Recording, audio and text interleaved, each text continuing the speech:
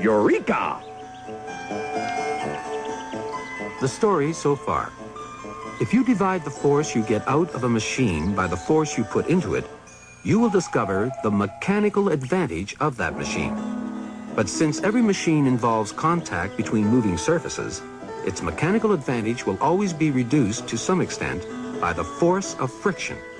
There's a lot of friction involved with the inclined plane, but hardly any with the lever. And now, the screw and the wheel. How many different types of simple machine do you think there are? 2. There are only 2 basic machines, the inclined plane and the lever. These are the mother and father of every machine in the world. All the others are merely variations on the same theme. For example, there's a beautiful machine. No, not your car. The road. Yes, the road. A winding mountain road is a machine, too. Huh? Well, suppose the road didn't wind. Suppose it went straight up the side of the mountain. This is a much shorter way to the top, isn't it? And yet, it won't do you much good, because the engine of even your magnificent automobile hasn't enough force to lift your car straight up.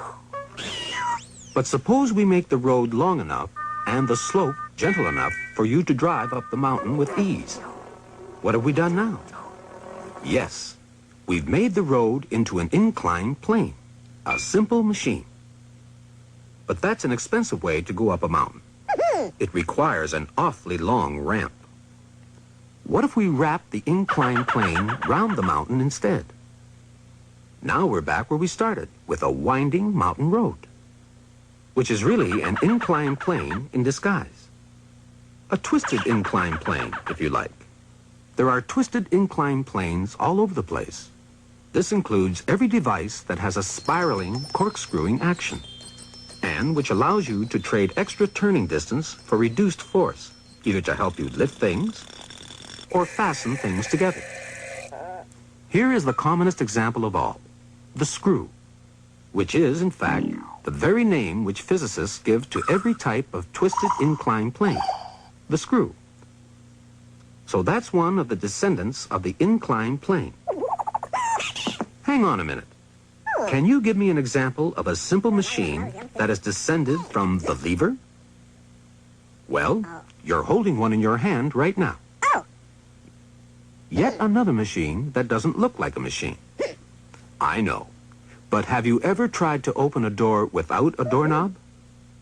You haven't got enough leverage, have you? That's where the doorknob comes in.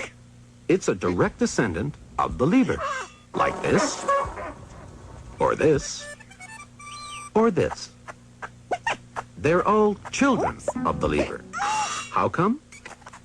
Well, a long time ago, some very wise men were looking at a lever one day, when they suddenly thought how nice it would be if the extra force the lever gives you to move something from here to here, say 4 times the force, because one lever arm is 4 times the length of the other, they wondered if this extra force could be extended through 360 degrees. In other words, they wondered if they could make a circular lever, a lever that would go all the way round. And while they were at it, they made up a new name, an axle. With its center where the point of the fulcrum used to be, and the short arm of the lever now running from this center to the outside of the axle, and the long arm running from the center of the axle in the opposite direction. Now when you push the lever with a force, say, of 100 newtons, you can turn the whole axle around with a force of 400 newtons. And that's how you're able to open doors and steer cars and ships and pull up anchors with such ease, thanks to the ancient wise men and their circular lever. Yes, congratulations. You've just reinvented the wheel.